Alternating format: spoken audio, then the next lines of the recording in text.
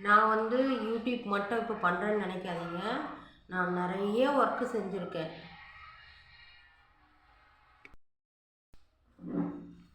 நான் வந்து டைலரிங் பண்ணுவேன், கூடை பின்னுவேன், ப்ளஸ் இந்த ஜுவல்ஸ் எல்லாம் எடுத்து கேரண்டி நகை அது அப்படியெல்லாம் பிஸ்னஸ் பண்ணுவேன், சேரீ சேல்ஸ் பண்ணுவேன். இந்த மாதிரி நிறைய விஷயம் பண்ணுவேன். நம்ம வீட்டுக்காக நம்ம சாதிக்கணும். என்னோட சின்ன வயசுலேயே எனக்கு கல்யாணம் ஆகி எனக்கு எங்கள் வீட்டுக்காரர் இறந்துட்டார். எங்கள் பசங்கள்லாம் அப்போ 10 வயசு. அதிலிருந்து இந்த நாள் வரைக்கும் என் குழந்தைங்கள நல்ல மாதிரி வளர்த்து படிக்க வச்சு நல்லா இப்போ அவங்கவுங்க நல்லா வேலைக்கு போயிருக்காங்க, நல்ல மாதிரி இருக்காங்க. ஆனால் அதுபோல் நீங்களும் உங்கள் வீட்டில் குழந்தைங்கள நல்லா பார்த்துக்கிட்டு குடும்பத்தை வேலை ஒர்க்கு முடிஞ்ச பிறகு நம்மளோட ஒர்க்கு நம்ம குடும்பத்தில் என்னென்ன பண்ணணும் அப்படின்றதெல்லாம் நீங்கள் யோசித்து சந்தோஷமாக எல்லாம் பண்ணுங்கள்.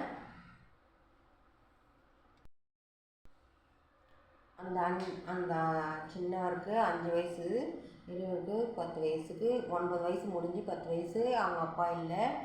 அந்த நாள்லேருந்து இந்த நாள் வரைக்கும் குழந்தைங்களுக்காக வாழ்ந்து நான் வந்து எப்படி ஒன்றா வாழணும்னு நல்லா நினைக்க மாட்டேன். இப்படி தான் வாழணும் அப்படின்ட்டு வாழ்ந்து இந்த நாள் வரைக்கும் என் சொந்த பந்தத்தோடு மெச்சுற அளவுக்கு நான் வாழ்ந்துட்டேன்.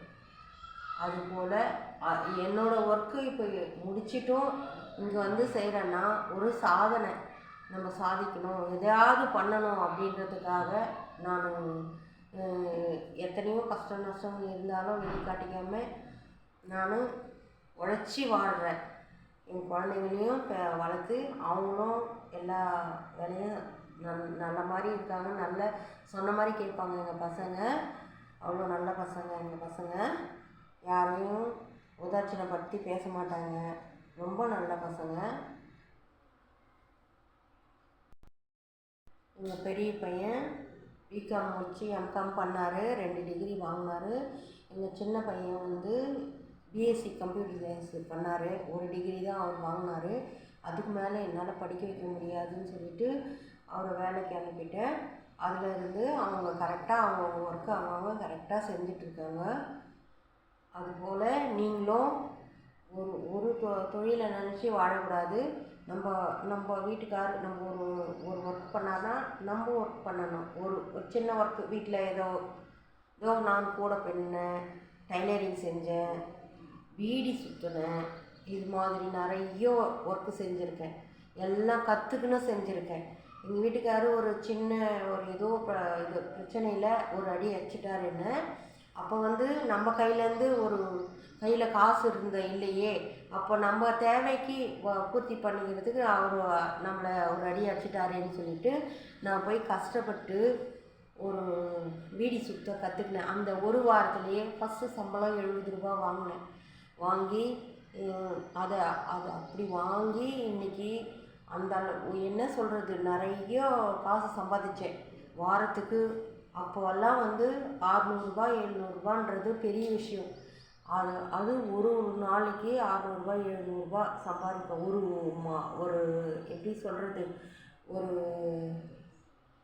வாரத்துக்கு 600 700 சம்பாதிப்பேன். இப்போ அந்த 600 700 இப்போ ஒரு சின்ன காசு, அது அப்போ பெரிய காசு. அவ்வளோ லட்சக்கணக்கில் சம்பாதிச்சேன், கஷ்டப்பட்டு சம்பாதிச்சேன். நைட்டு பகல் தூங்காமல் கஷ்டப்பட்டு எல்லாம் செஞ்சு கஷ்டப்பட்டு வந்தோம். ஆனால் எங்கள் வீட்டுக்காரு சரியில்லை. அவர் வந்து பொண்ணுங்களோட நிறைய பழக்கம். அவர் அந்த மாதிரி போயிட்டார் அவர். அதனால் அவர் வாழ்க்கையை புரிஞ்சுது. அவர் வந்து போஸ்ட் ஆஃபீஸில் ஒர்க் பண்ணார். அந்த ஒர்க்கு எனக்கு கொடுத்தாங்க. அந்த ஒர்க்கு நான் செஞ்சு என் குழந்தைங்கள நல்லா படிக்க வச்சு சிம்பிள் சம்பளம் அதை வச்சு மீண்டும் நான் அடுத்த வேலைகளும் செஞ்சு அதான் சொல்கிறேனே, டைலர் வேலையும் செய்வேன், கூடையும் பின்னுவேன். இது மாதிரி நிறைய ஒர்க்கு செஞ்சு வீட்டை ரன் பண்ணி இந்த அளவுக்கு பெருசாக வீடு கட்டி எல்லாம் பண்ணி என் பையனுக்கு பெரிய பையனுக்கு கல்யாணம் பண்ணி என்னால் முடிஞ்ச அளவுக்கு நியாயமாக வாழ்ந்துட்டேன். என்னோடய காசு ஒன்று ஒன்றும் ஒரு வேர்வை துளி, என்னோடய உழைப்பு, என் பசங்களோட உழைப்பு. அவங்க ரொம்ப கஷ்டப்பட்டு ஒரு ரூபானாலும் என்கிட்ட கொடுப்பாங்க எங்கள் பசங்க. அப்படி கொடுத்து சம்பாதிச்ச காசு தான் அவங்க கொடுத்த காசு ப்ளஸ் நான் சம்பாதிச்சது. இந்த துணி எடுத்துகிட்டு வந்து வெளியே தூரம் போயிட்டு வாங்கிட்டு வருவேன். அந்த லீவு நாளில் போயிட்டு வாங்கிட்டு வருவேன். அந்த ஒரு நாள் கூட நான் சும்மா இருக்க மாட்டேன். அந்த ஒரு நாளும் நான் போயிட்டு வாங்கிட்டு வந்து இதெல்லாம் செய்வேன். இந்த பிஸ்னஸ் எல்லாம் பண்ணுவேன். எல்லோரும் தெரிஞ்சவங்கக்கிட்ட அவங்களுக்கு கொஞ்சம் வெளியில் அதிக ரேட்டுனா நான் கம்மியாக கொடுப்பேன். அப்போ என்கிட்ட நிறைய பேர் வாங்குவாங்க. அப்படின்னு நிறைய பண்ணுவேன். அது இப்போ முடியலன்னு சொல்லிட்டு இந்த சேரீ பிஸ்னஸ்லாம் பண்ணுறதில்ல. வாங்கி வச்சுருக்கேன், ஒரு கடை வச்சேன். அது பார்ட் டைமாக நம்ம ஆஃபீஸ் முடிச்சிக்கினே அது பார்க்கலான்னு அது முடியல என்னால். அதனால் அந்த கடையும் எடுத்துட்டு இப்போது பார்ட் டைமாக எந்த ஒர்க்கும் பார்க்க முடியல. நம்மளால் முடிஞ்சது ஒர்க்கு முடிச்சுட்டு இந்த யூடியூப் போடலாம் அப்படின்னு சொல்லிட்டு அது ஒரு வெற்றியோடு நடக்கட்டும்னு போயிட்டு இருக்கேன் ஃப்ரெண்ட்ஸ். இதெல்லாம் நான் செஞ்சுட்டு வரேன். நீங்கள் இது போல் இன்றைக்கி மகளிர் தினன்றதுனால உங்களோட நம்ம எப்படி இருக்கணும் அப்படின்றதுக்கு உதாரணம் என்னோடய வாழ்க்கையை உங்களுக்கு உதாரணமாக சொல்கிறேன். எவ்வளோ கஷ்டங்கள்லாம் இருக்குது. அதை தாண்டி இன்றைக்கி நான் இந்த இடத்துல நிற்கிறேன்னா அதுக்கு என்னோடய உழைப்பே காரணம், என்னோடய நியாயமான வாழ்க்கையே காரணம். நான் எப்படி ஒன்றா வாழக்கூடாது, இப்படி தான் வாழணும்னு வாழ்ந்து குடும்பத்தை ரன் பண்ணிட்டு வந்தேன். இதுபோல் நீங்களும் உங்கள் வீட்டில் சொந்த பந்தம், ஒரு வீட்டில் பெரியவங்க சின்னவங்க, மாமியார் மாமனார் இந்த மாதிரி இருக்கிறவங்க எல்லாரையும் மதித்து ஒரு குடும்பத்தை ரன் பண்ணி ஒருத்தர் பேச்சு ஒருத்தர் கேட்டு வாழ்ந்தால் தான் அந்த குடும்பம் செழிப்பாக இருக்கும். அதுபோல் நீங்கள் வாழுங்க, எல்லாரையும் நல்லா வச்சுக்கோங்க, நீங்களும் சந்தோஷமாக இருங்க. நம்ம பெண்களும் வீட்டில் நம்ம இருக்கிறோன்னா ஏதாச்சும் ஒன்று செய்யணும். தன்னோட கணவனையே நம்பி இருக்கணும் அப்படின்னு கிடையாது. அப்படி கஷ்டப்பட்டு செஞ்சாலும் நான் அன்றைக்கி அவ்வளோ வேலை செஞ்சு பீடியெல்லாம் சுற்றி எங்கள் வீட்டுக்காரர்கிட்ட தான் நான் அந்த காசு கொடுப்பேன். ஒரே ₹1 எனக்காக எடுத்து செலவு பண்ண மாட்டேன், எங்கள் வீட்டுக்காரர்கிட்ட தான் கொடுப்பேன். அவர் தான் எல்லாத்தையும் பார்த்துட்டு வருவார். அவரோட எங்கள் கொஞ்ச நாள் நல்லாவும் இருந்தார். ஆனால் எல்லோரும் எங்கள் குடும்பத்தை என்ன பாவம் பண்ணமோ எங்கள் குடும்பம் செதஞ்சு போச்சு. எங்கள் வீட்டுக்காரர் இறந்துட்டார். அதுக்கு அடுத்து எங்கள் பசங்களை வச்சு நான் அதுக்கடுத்து எதுக்கு இருக்கணும்னு யோசித்தேன். நம்ம குழந்தைங்களுக்காக வாழணும் அப்படின்னு நினச்சி நான் இந்த காலம் வரைக்கும் வாழ்ந்துட்டு வரேன். எனக்கு என்னோடய கஷ்டங்கள் மனசுக்குள்ளே நிறைய இருக்குது. ஆனால் அதெல்லாம் நான் காட்டிக்காமல் உங்கள்கிட்ட சந்தோஷமாக பேசுகிறேன். உங்கள்கிட்ட ஒரு வீடியோ போடுறேன்.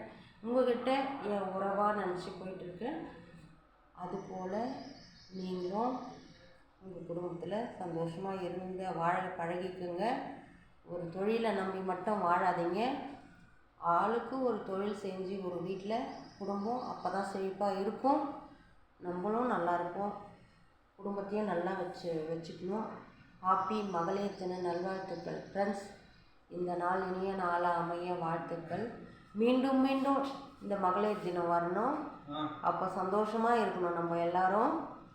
அம்மா அது மாதிரி குழந்தைங்கள்லேருந்து எல்லாருக்கும் மகளிர் தின நல்வாழ்த்துக்கள். நல்லா இருங்க ஃப்ரெண்ட்ஸ். என்னோடய வீடியோவை வாட்ச் பண்ணுங்கள், எனக்கு சப்போர்ட் பண்ணுங்கள், லைக் பண்ணுங்கள், ஷேர் பண்ணுங்கள், கமெண்ட் பண்ணுங்கள். எனக்கு என்கரேஜ் பண்ணுங்கள். என்ன மேலும் மேலும் வளர உங்களோட வாழ்த்து கண்டிப்பாக தேவை. வணக்கம் ஃப்ரெண்ட்ஸ். தேங்க்யூ.